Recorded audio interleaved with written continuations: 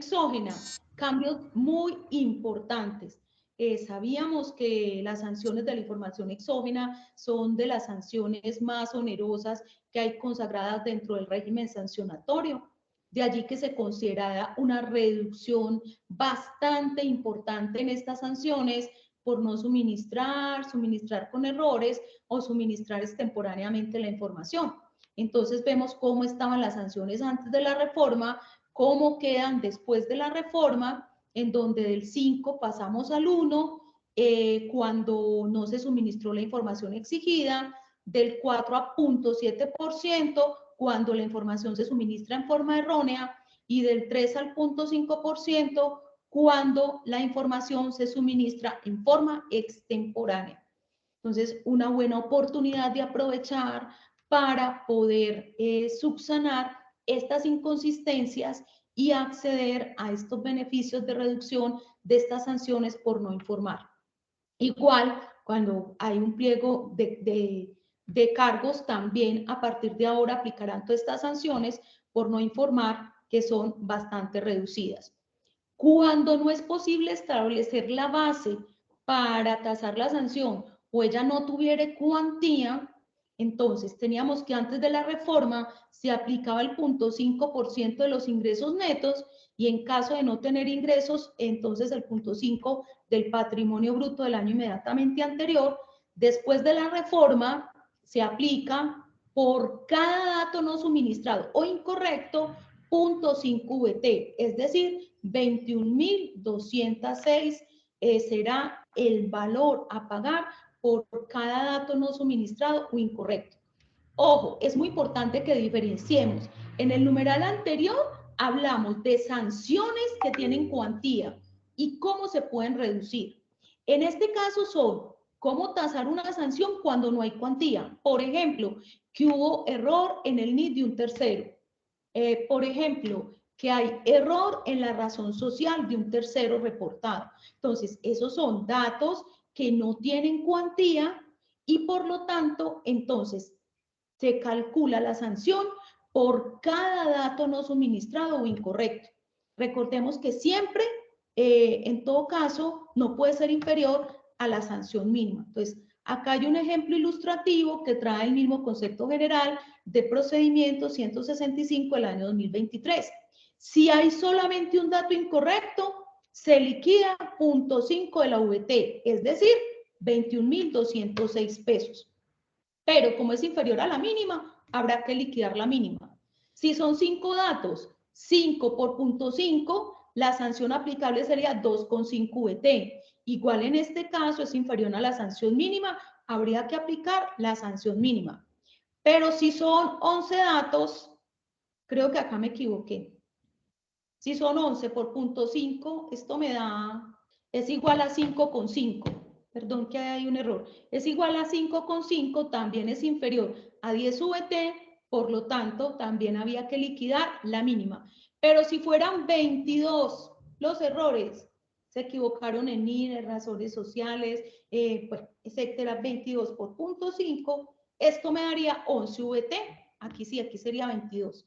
Me daría 11 VT, como es mayor a las 10 VT, ese será el valor que debo liquidar. Entonces, para que lo tengamos muy presente.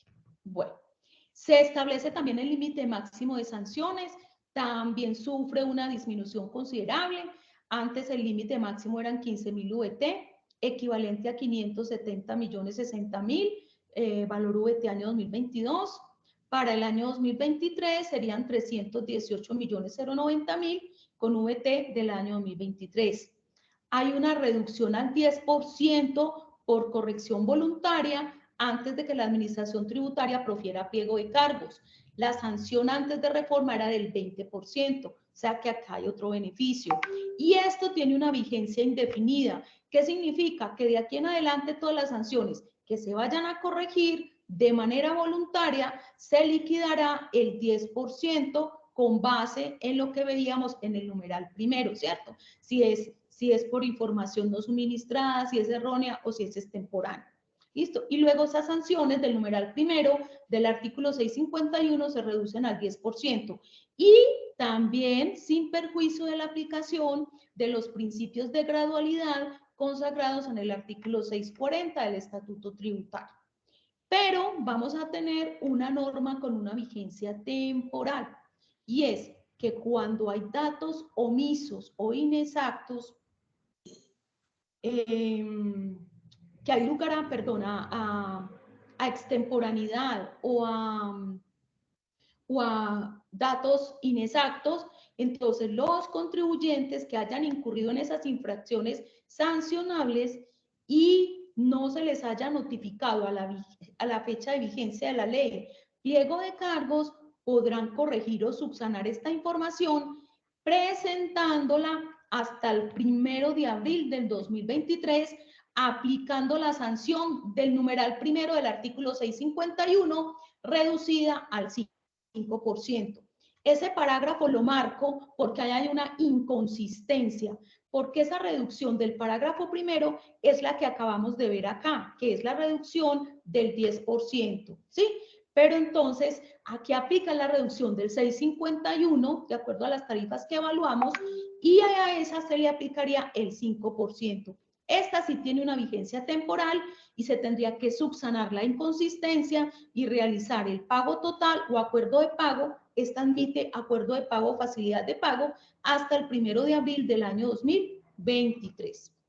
Cuando una modificación muy importante, de suma importancia, porque antes simplemente se tomaba como base el valor total del formato. No importaba que dentro de ese formato hubiera datos que pudieran estar involucrados en otros formatos. Aquí simplemente se tomaba la sumatoria del formato y esa sumatoria era base para calcular las sanciones del numeral primero del artículo 651.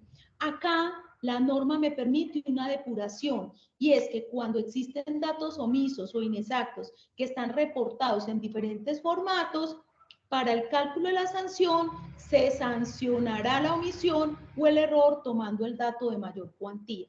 Entonces ahí, si yo tengo un concepto reportado en un formato y a la vez en varios formatos, pues yo puedo tomar el dato de mayor cuantía y liquido solamente una sanción por el dato de mayor cuantía. No tendría que tomar la sumatoria de todos los formatos, sino entonces eso implicará que haya que hacer una depuración de la información que pueda estar en diferentes formatos para establecer la base sobre la cual se calculará la sanción.